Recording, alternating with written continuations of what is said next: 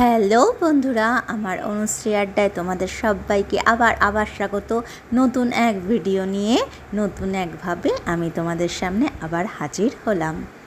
আজকে আমরা গিয়েছিলাম দক্ষিণেশ্বরের পর আদ্যা মায়ের কাছে।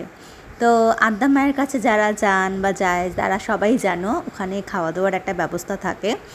আমি সবার উদ্দেশ্যে একটা কথা বলে রাখি, আদ্যা মায়ের ওখানে সকাল 10টার পর কোনো ভিজিট করা যায় না। 11টার সময় মন্দির বন্ধ হয়, আর সারাদিন 4টে অবধি আমাদের খাওয়ার দাওয়া এখানে হয়। 60 টাকা টিকিট। যারা যেতে চাও তারা অবশ্যই যেতে পারো।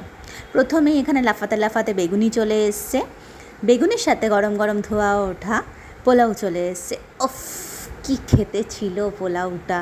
যারা পোলাও খাও তারাই একমাত্র স্বাদ জানবে। আর এটা কিন্তু বেগুনি নয়, এটা কিন্তু কুমড়োর বড়া।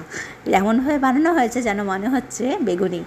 এবার আসলো গরম গরম ধোয়া ওঠা সেই এক থালা ভাত আর সাথে আলুর তরকারি।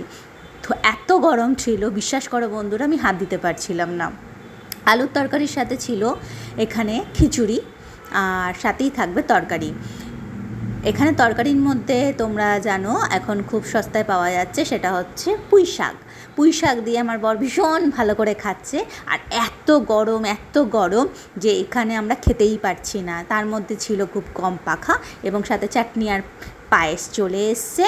চাটনিটা সেরকম লেভেলের হয়েছিল, এবং আমাদেরকে খাওয়া শেষে জায়গাটা খালি করে দিতে হলো এবং আস্তে আস্তে বাড়ির পথে যেতে হলো।